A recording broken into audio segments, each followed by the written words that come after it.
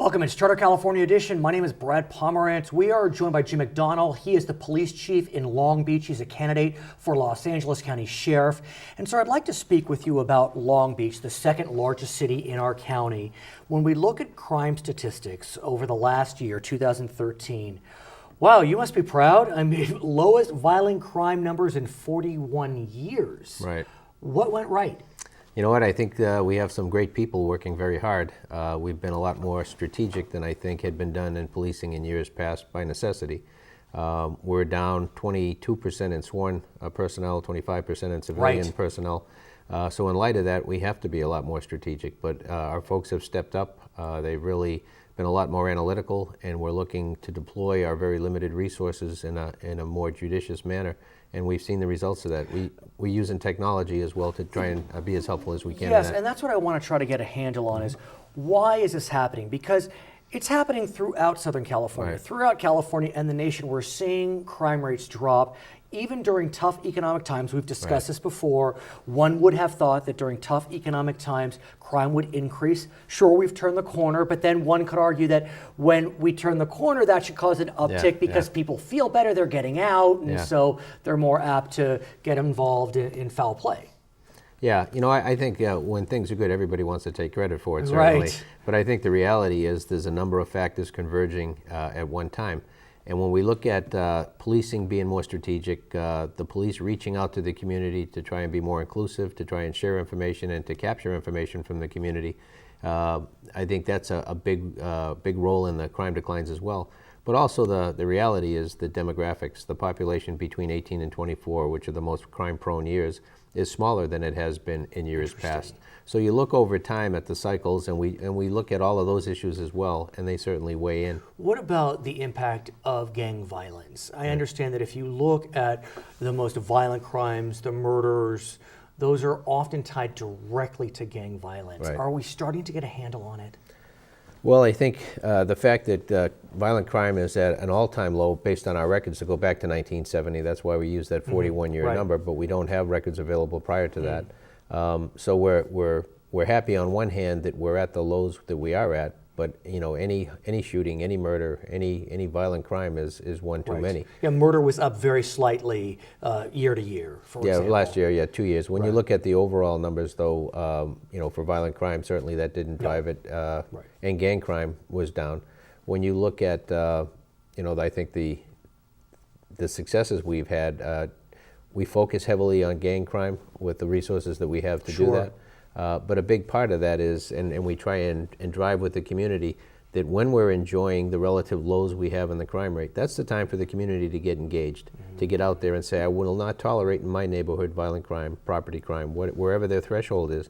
And we want to be there in a position to be able to work with the community so that we help them. And what we've done over and over again is said, if you see somebody walking around looking like they're looking in cars, looking in houses or whatever, looking like they're about to commit a crime, don't say, I don't want to bother the police. That's what we're there for. Give us a call. We've responded to more situations for a suspicious person. The officers get out there, they talk to the individual, and they end up making an arrest for a crime or a series of crimes. So we're happy to get out there and to check it out, please, and don't hesitate to call the police. I want to speak about our prisons. As you know, the U.S. Supreme Court a few years back ruled that California state prisons were being operated in an unconstitutional fashion. Over the last couple of years, Governor Brown was in a real battle royale with a federal court overseeing the contraction of state prisons, I should say. Recently, Governor Brown won a reprieve. Many were surprised by it, but the state of California has been given more time to decrease its prison population. There are certain benchmarks, but no doubt a win for the governor. Without that win, there could have been a series of early releases and or transfers to expensive facilities. What do you make of the ruling, sir?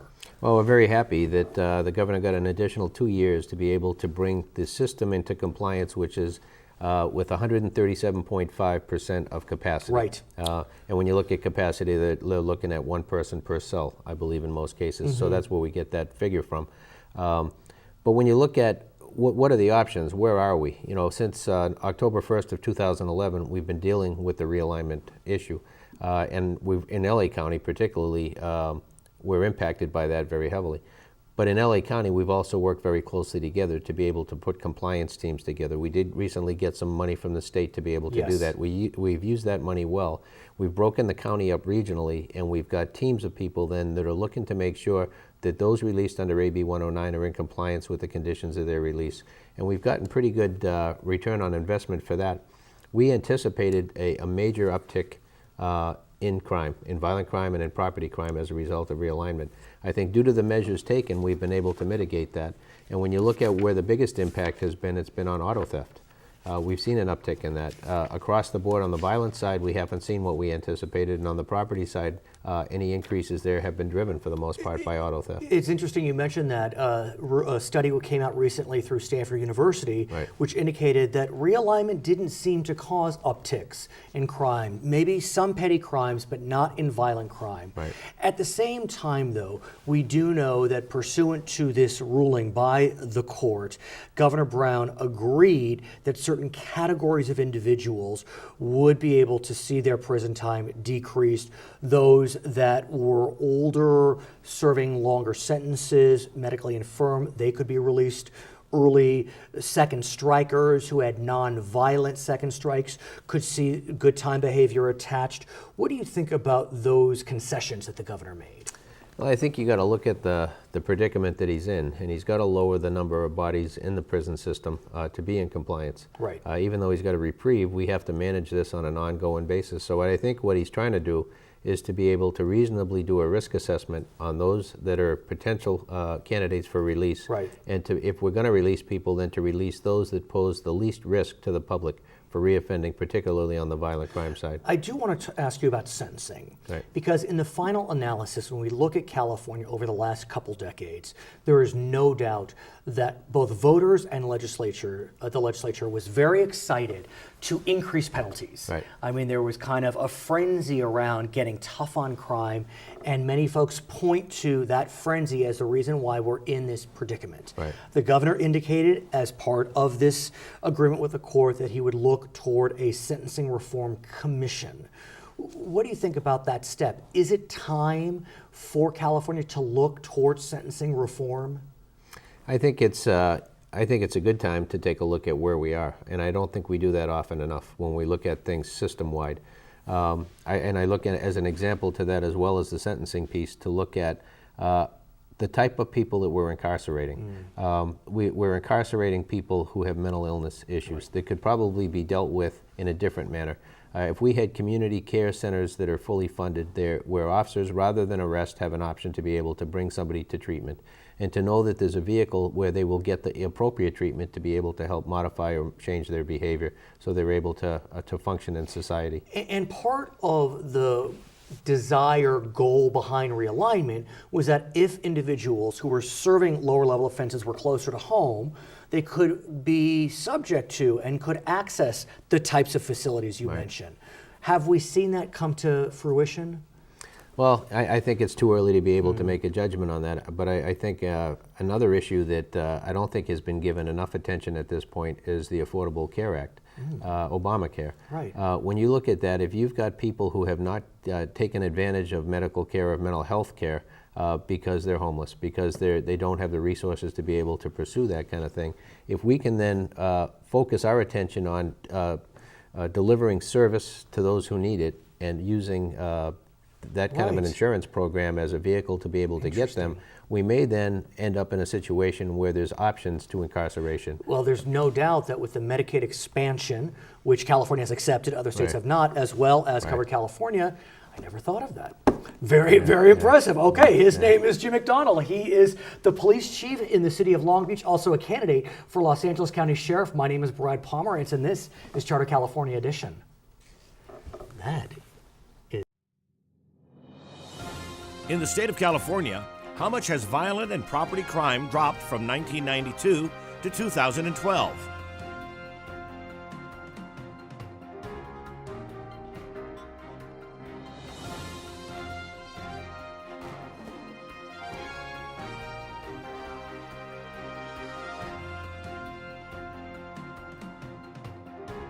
Welcome to Charter California Edition. I'm Brad Pomerance. We are joined by Lee Baca. He recently retired from the Los Angeles County Sheriff's Department. He was serving as sheriff. He had been with that department for 48 years, since 1965. He was elected to be sheriff of Los Angeles County in 1998. I want to talk about your legendary term, but first I want to ask you, in the most basic sense, why did a young man named Lee Baca choose to join the law enforcement profession in 1965?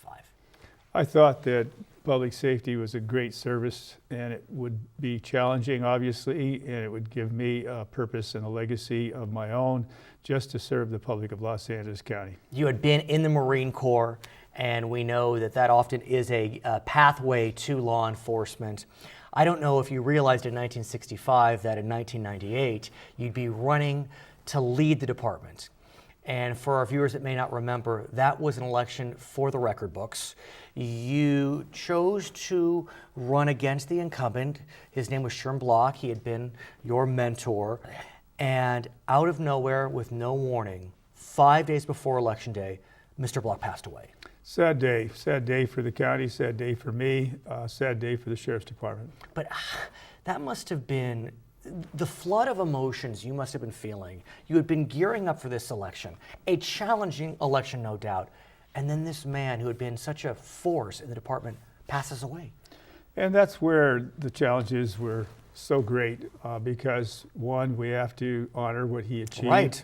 And I've done that by expanding the youth programs that he developed. We'll talk about your legacy, of course. And those things that he was most attuned to were things that I had to carry on. And let us remember that the Board of Supervisors at that time was actually thinking, well, maybe we should, I don't know if it would be call off the election, but it got a little messy.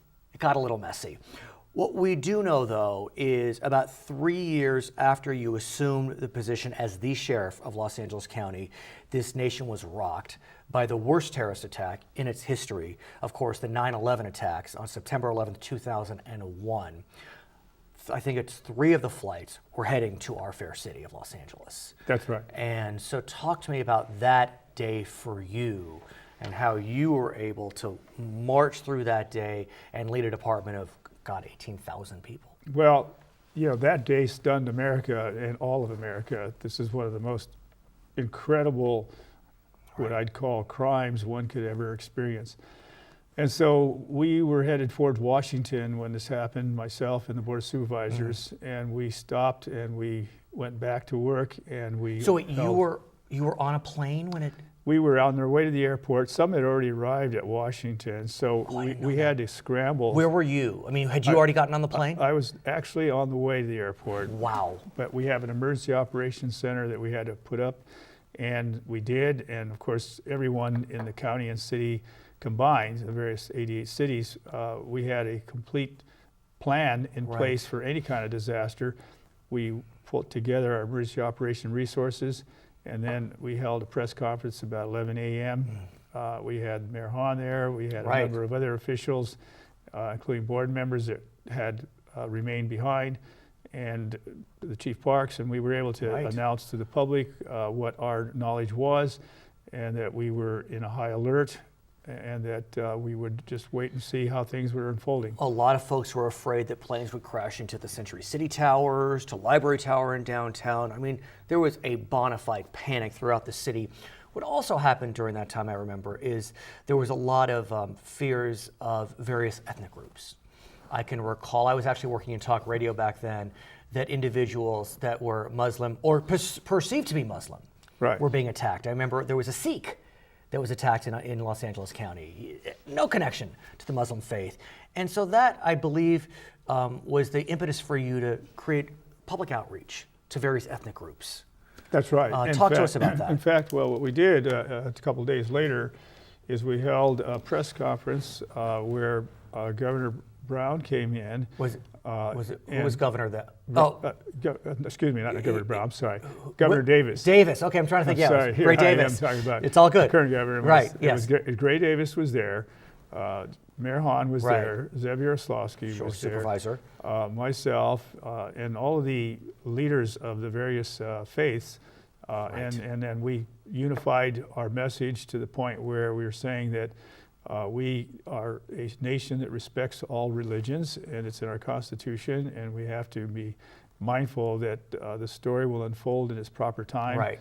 and we can't jump to conclusions. And those outreach groups have continued, and it's one of the legacies you leave, these organizations where the sheriff is able to talk to various groups to see what their needs are, to see what their hopes and fears are. Well, exactly, and that's where we shine here in Los Right. Angeles County, because we are a huge diversity center for the world, and it's incumbent upon us to engage these publics that are of ethnic, racial, and language diversities, because that's where we Right. are.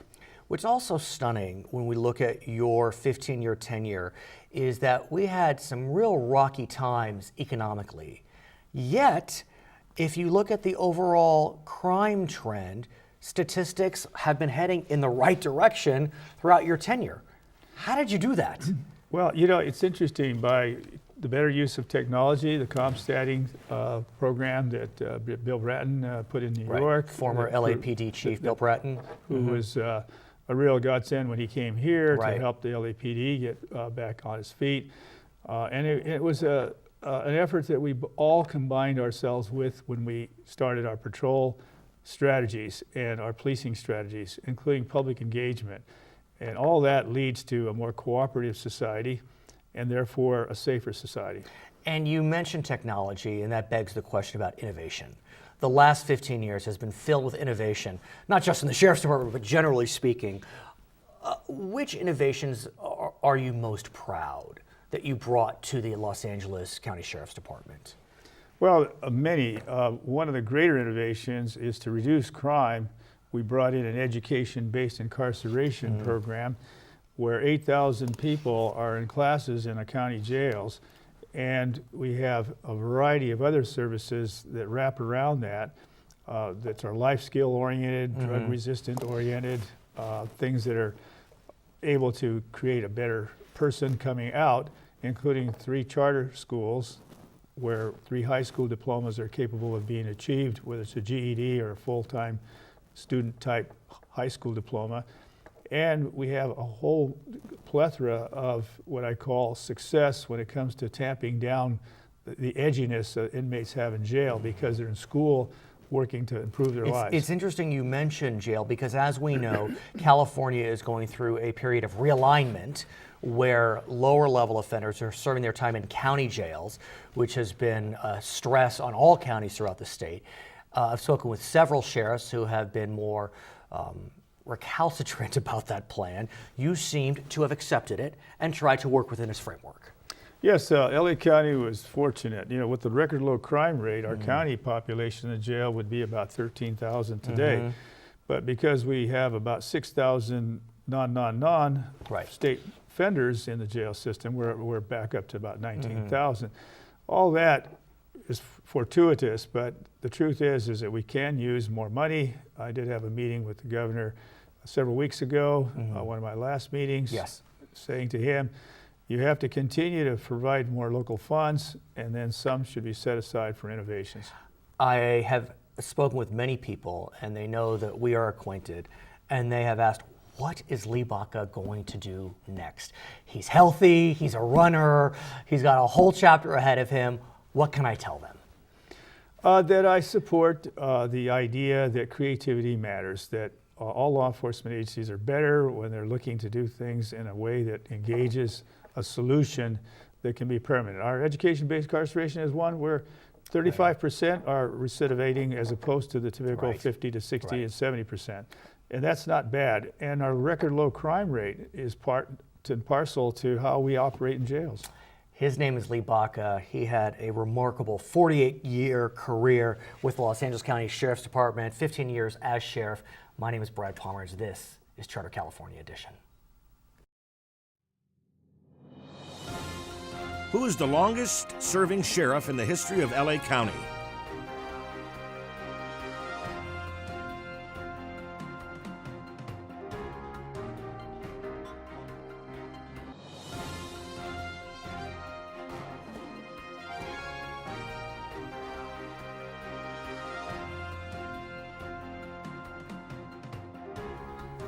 It's Charter California Edition. I'm Brad Pomerance. We are joined by Jeff Prang. He's a councilman in West Hollywood, also a candidate for the Los Angeles County Assessor's Office. So I want to speak with you about the office. Recently, I was in our bureau in San Luis Obispo, and I interviewed an elected official whose title included 5: auditor, controller, treasurer, tax collector, and public administrator. And that's the county. Right. And so my head was spinning, and I thought, what's the difference between all these titles? Well, many of those positions are related. It's not that different in LA County. We have the auditor, controller. Right. We've got the treasurer, tax collector.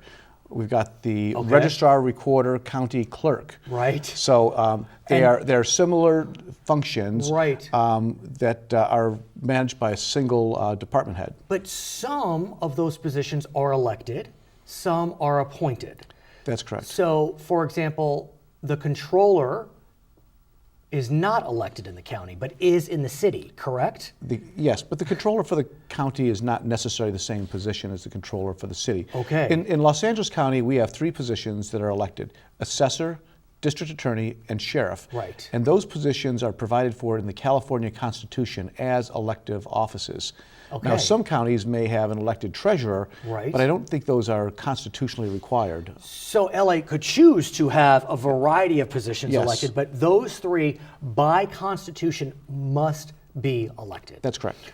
Okay, so what does the assessor do? I feel like I see the assessor's name on a variety of forms, but I'm a little confused as to what Well, the assessor does. Let me first say what the assessor is not. Okay, good. The assessor is not the tax collector. You do not send your property tax payments to the assessor. So when I get my bill, It's from the tax collector, who is not elected, who's not elected, who's a separate department who reports to the Board of Supervisors and appointed by the Board of Supervisors. not to the assessor's office. Not the assessor. The way the property tax system works is you buy your house and you fill out a deed and other documents. Those are processed by the registrar recorder, who then Glad you to understand this. who then provides those to the office of the assessor for establishing ownership. The assessor's job is very simple: to locate and identify all taxable property in the county and to establish taxable value for those properties.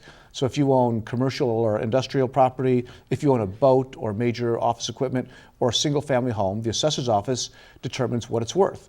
Now- and it's worth one of 2 things. Please, sir. It's either worth what your Proposition 13, which is usually the price that you bought it for, or the market value, whatever's lower. So like in the last couple of years when the market was Right. declining and your home may be worth less than you paid for it, you pay taxes on the lesser amount. When it goes back up in value, you go back up to the maximum of your Prop 13. And that's Prop 8. Proposition 8 says that if your property value goes down, you pay the lesser of the numbers. And that's statutory. The assessor, as I understand it, must find homes who have had their values decrease and provide that lower payment. Yes, and the way that the assessor's office did that during the recession, they established certain algorithms based on market conditions in certain neighborhoods. The way we do things in the department is we break things into small neighborhood clusters I see. to help us track where those values are going. There's constant, and there's a lot of turnover. Each time you sell a house, new information is generated, Right. which we use to help value things in those neighborhoods. Now, under Prop 13, the property tax bill is essentially 1% of the purchase price. Yes. There may be other Right. items attached, plus 2% increase a year permitted. A maximum of 2% per year. Do you know what happened before Prop 13? The assessor was responsible for assessing all properties annually. Wow. And so if you had a house that was worth $500,000 this year and $1 million next year, you got a 100% increase in your tax bill. And that was part of the reason why That's- Prop 13 came into effect. Because in the 1970s, property values in California were just going through the roof. California was the place to be, and the more Right. people moving here, businesses locating here, were shooting up property values, and people who had lived here for a long time, particularly seniors and people on fixed incomes, were being priced out of their homes because of the taxes. Now, I understand there is some discussion about Prop 13 reform, but on one specific area, it's very specific, there does seem to be, at some level, bipartisan agreement. Right. And that deals with, if I may, when there is a change in ownership with regard to commercial property. We may have talked about this before, I don't recall. It's called legal entity transfers. Right, and kind of the poster child for this was the Fairmont Miramar Hotel in Santa Monica. Since Proposition 13, Right. single-family homeowners, condo owners, it's a pretty simple process to Who owns? Who owns it? Right. If you sell it, it's reassessed and revalued, and the taxes change, unless you apply one of the exemptions, like parent to child, grandparent to child, Right. veterans exemptions. And Seniors sometimes. Yeah, there's a Right. few other special exemptions for those most in need in family relationships. But since Proposition 13 was adopted, the business community has found all types of different vehicles for ownership. Okay. The example of the Fairmont Hotel is that the prospective owners, I believe that they saw the property, which I believe was valued somewhere around $80 million. Right. And the market value was around $200 million, which would have more than doubled the property taxes. In California law, it says that if there's a change in ownership, then it will be reassessed. So they put together a limited liability corporation, Right. LLC, and several people purchased less than 50% ownership in that LLC.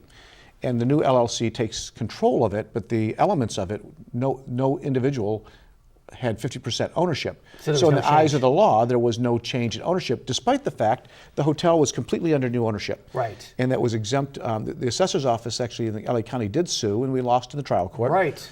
But I think even whether you're pro Prop 13 or against Prop 13, I think most fair-minded people believe that was a loophole that was not in keeping with the intent of Proposition 13. And the individual that was heading up this deal was Michael Dell. Yes, of Dell Dell Computer. Computer. So this caused even more ink to spill on this question. So will this need a fix under California law? This actually can be, as I understand it, this can be addressed by statute. It doesn't require a constitutional amendment. You don't have to go back to the voters on Yeah, this. because Proposition 13 is a constitutional amendment Right. that requires a vote of the. If you're going to change Prop 13, Right. it has to have a Sure. vote of the people. This one requires an interpretation. The challenge is determining how to draw Right. where to draw the lines in terms of ownership. You mentioned also Prop 13, and there have been discussions about whether voters should be permitted to pass local bonds on themselves Yes. at a level of 55%. Right now you need 67%. The formula is complicated. Right. Where do we come down on that? I think that people should have. One of the challenges with Prop 13 is it really took funding for government services out of the hands of local government. Right. And some cities, I'm from the city of West Hollywood, we have a very strong Right. tax base, sales tax, transit occupancy tax, so we're not as heavily impacted. But a lot of small bedroom Right. communities, they're skating by the skin of their teeth, and they need revenue options to help fund the services that people want. And if people in the city of Laverne Right. want to pay for more services, they should be able to do so without having to be burdened with these super majorities, which Right. are almost impossible to get. So the proposal is to reduce the burden from 2/3 vote Right. to 55, which is still a super majority, which indicates that there's clear Right. support for that. And I think that's prudent, and I think it gives local communities much more control over their own destiny. Okay, I want to get a sense from you how the campaign has been going. You're, as you said, a council member in West Hollywood, have worked in other cities Right. under the city manager's office. What have you been hearing? I think I feel really good about the way the Right. campaign is going right now. The LA Times called me the front runner in the Okay. about a week or so ago. That helps. I've had the advantage that I've been in public office. I've served as mayor Right. 4 times over the last 16 years. Right. I've been a senior public administrator, as you alluded to. Right. I was a former assistant city manager and acting city manager. I've worked inside the office on more than one occasion. The assessor's office. The assessor's office. Right. And what's important, because as we all know, that the assessor's office has been plagued by a bit of yes. scandal in the last year. Well, I've been inside the assessor's executive office as a part of the reform administration, trying to correct the problems of that scandal for close to 2 We years. wish you the best of luck. The election's in June. The election's in June. Of 2014. His name is Jeff Prang. He is a West Hollywood council member, candidate for assessor of LA County. I'm Brad Pomerance. It's Charter California Edition.